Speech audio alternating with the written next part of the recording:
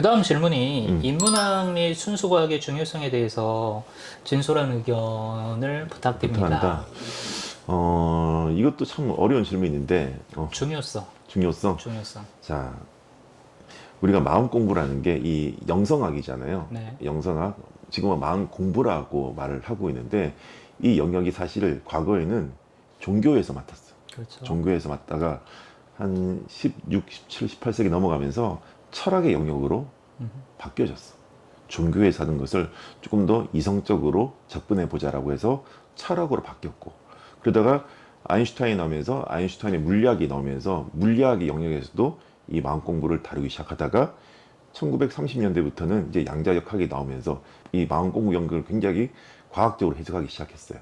그러다가 요즘은 뭐냐면 뇌과학이 나오면서 우리 펑셔널 MRI 해가지고 우리 뇌의 어떤 혈류가 이제 활성화되는 그런 지역을 공부를 하면서 뇌과학과 이 마음 공부 영역을 굉장히 접목시켜서 더 발전시키고 있거든요. 그래서 결론적으로 마음 공부라는 것은 이런 종교라든지 철학이라든지 과학이라든지 양자역학이라든지 이 뇌과학 이 다섯 가지 분야에 대해서 두루두루두루 알고 있어야지만이 마음 공부를 쉽게 할 수 있는 거지 하나의 영역만 안다고 할 수 있는 게 아닌 것 같아요. 그래서 이게 나눠진 영역이 아니라는 생각이 들고 있고 오히려 좀 더 발전한 영역으로서 결국에는 이 지향하는 것이 마음 공부가 아닐까라고 생각을 하고 있어요.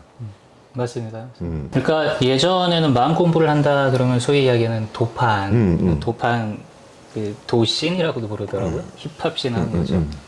이 도판의 어떤 전유물처럼 여겨졌죠. 맞아요, 맞아요. 여겨졌고, 그 다음에 이제 과학이나 아니면 이제 철학, 이것이 어떻게 보면 상대적으로 수준이 낮았을 때에 도판에서 경전을 중심으로 이제 공부를 하는 그 도학이라고 부르는 그 부분이 사실은 거의 유일했단 말이에요.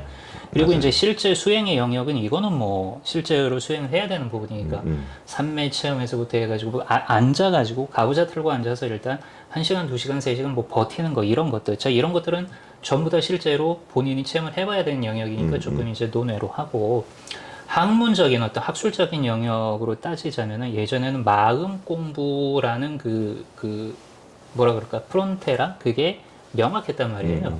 명확했어요. 자, 그런데 지금 이제 현대사회로 들어오면서부터는 이 선이 무너지기 시작을 했어요. 그래서 물리학을 통해서도 마음을 공부를 할 수가 있고, 저 수학을 통해서도 할 수가 있고, 그 어떤 뭐 철학을 통해서도 할 수 있고, 아니면 전통적인 방식의 그 도판 영성을 통해서도 할 수 있고, 그러니까 일성 자체가 그냥 마음 공부를 할 수 있는 그 상태가 되어버린 거예요.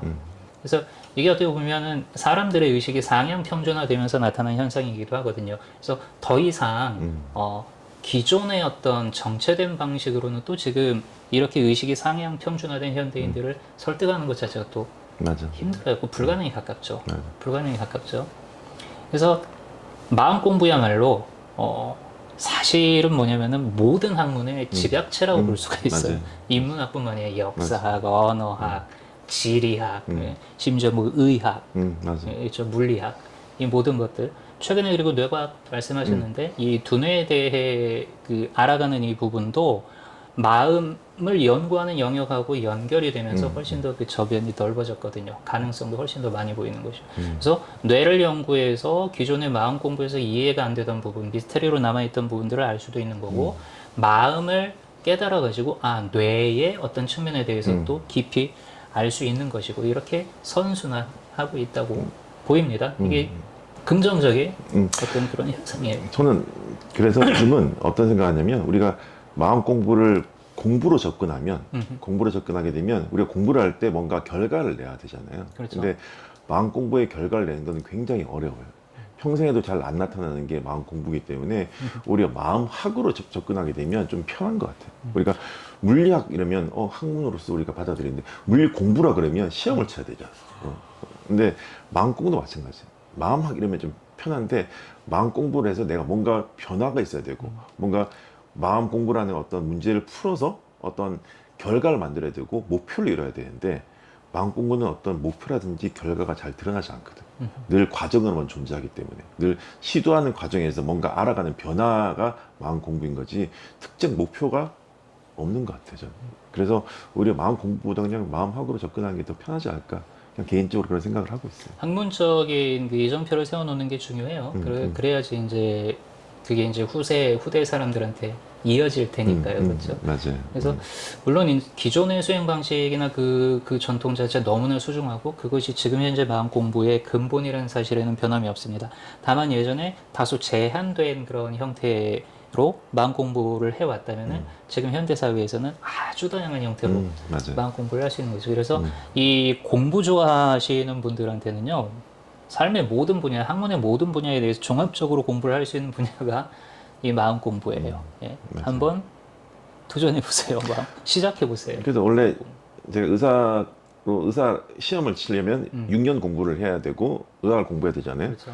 뭐 법학자가 되고 뭐 법관이 되고 뭐 변호사가 되려면 또 몇 년을 공부해야 되잖아요. 근데 마음 공부는 뭐 5년, 10년 정도가 해서 되는 게 아닌 것 같아요. 평생 해야 되는 그냥 공부가 일상인 게 마음 공부인 것 같아요. 그래서 어렵기도 하고 사실 그래서 더 다가가기 쉬운 것 같아요. 왜냐 평생 하는 거니까. 평생 밥 먹듯이 마음 대해서 한번 살펴보고 숨 쉬듯이 밥 먹듯이 마음 대해 살펴보고 내 마음이 어떻게 변하고 있는지를 알아차리는 과정이 그냥 쉽게 다가설 수 있는 마음 공부인 것 같아요. 그렇죠. 그리고 마음 공부야말로 일상 자체가 이 학문이 되는 그 길이라고 보시면 됩니다. 맞아요. 명상도 마찬가지로 맞아요. 명상이 명상 영역에만 남아있으면 명상과 일상이 분리가 돼요. 근데 이제 일상 자체가 명상이 돼버린 사람한테는 또 다른 세상이 열리는 거죠. 진짜 맞아요. 그래서 그렇죠. 우리가 결과라는 건 없잖아요. 늘 과정으로 존재하기 그렇죠. 때문에 우리가 뭐 공부를 하게 되면 또 목표가 있고 결과가 있어야 되는데 사실 결과라는 걸 없다는 걸 알게 되면 늘 시도하고 실험밖에 없거든요. 그래서 마음 공부를 어떤 결과나 목표를 얻기 위해서 하는 게 아니라 새로운 시도, 새로운 실험한다 생각하면 접근하기 쉬운 것 같아요. 좋습니다. 그리고 이제 지금 이제 중요한 질문. 본인의 인생 철학을 간단하게 정리한다면 간단하게. 늘 하는 이야기예요. 계절소충하자. 아까 말씀하셨던 개처럼 즐겁게, 소처럼 충실하게. 제가 제일 좋아하는 말이에요. 인간은 개보다 즐거울 수 없잖아요. 그리고 소보다 충실하게 살 수가 없는 것 같아요. 인간은 너무 열심히라는 그런 단어에 중독이 돼가지고 열심히는 미래를 위해서 오늘을 희생하는 게 열심이라는 거고, 그리고 사실 열심히 살지 마라 그러면 사람들은 그럼 나 게으르게 살까? 그렇지. 그런데 아무것도 하지 마. 그렇죠. 근데 게으르게 산다는 것은 사실 막 사는 거거든.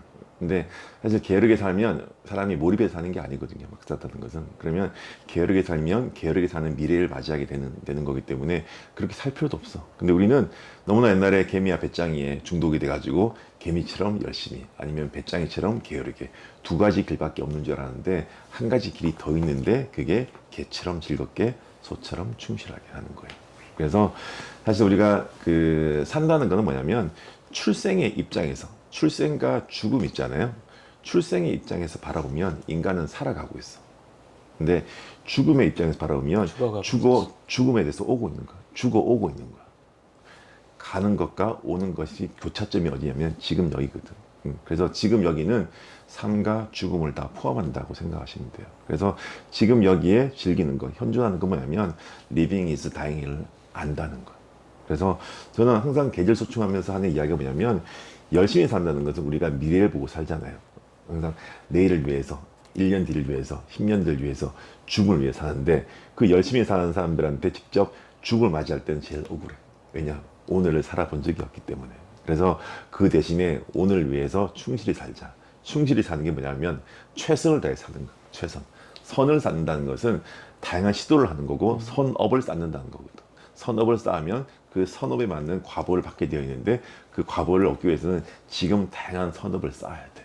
그게 시도라는 거고 그 시도라는 것이 인생의 운이라는 거예요. 운이라는 게 변화와 움직임을 이야기하는데 그 변화와 움직임이 많을 때 나의 운명이 바뀌게 되어 있어요. 그래서 최선을 다해서 여러 가지 씨앗을 뿌려놓자. 그래서 즐겁게 개처럼 최선을 소처럼 계절소충하자.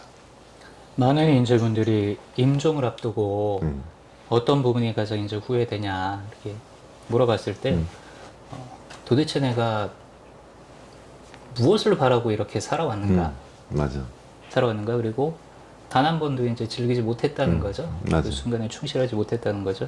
이런 부분에 있어서 자주자주 사유하시고 묵상하시면서 여러분 가슴 속의 이야기를 들어보시기를 바랍니다. 자, 그리고 마지막 질문이에요. 지금 힘든 상태에 처해 계신 분들 위해 가장 전하고 싶은 말이 있다면 계절 소출 계절 소충하면서 계절 소충하세요? 뭐 똑같은 말인데 힘든 상태에 있는 분들 사실 여러분 모든 사람들이 다 힘듦을 가지고 있어요. 근데 그 힘든 거가 있어야지만이 즐거움을 더 많이 알게 되는 것 같아. 나는 내가 금수저로 안 태어난 게 너무나 좋아요.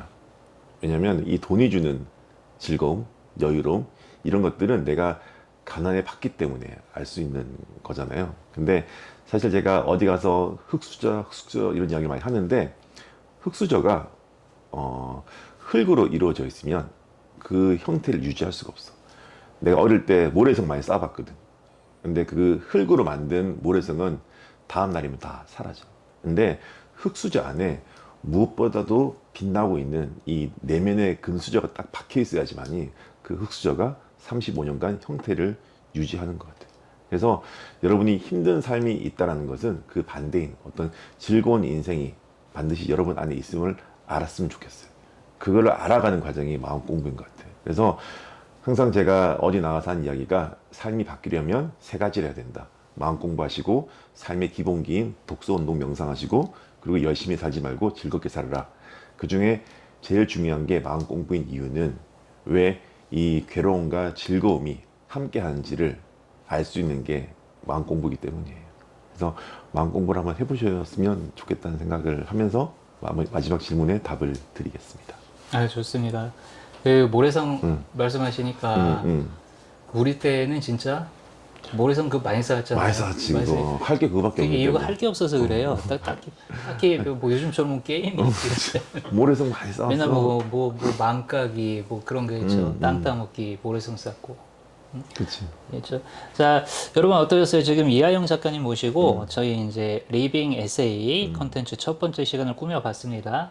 그래서 저희 오늘 그 최대한 진솔하게 맞아요. 진솔하게 평소에 대화하는 것처럼 이렇게 맞아요. 대화를 한 거죠. 어떻게 보면 좀 저야 조금 격식을 차린 부분이 있지만 진행을 해야 되기 때문에 저는 아주 편하게 했습니다. 그렇죠. 그거예요. 편하게.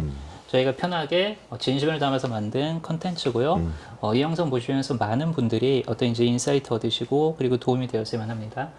지금 함께 해주신 이하영 작가님 감사합니다. 아유, 감사합니다. 네, 감사합니다.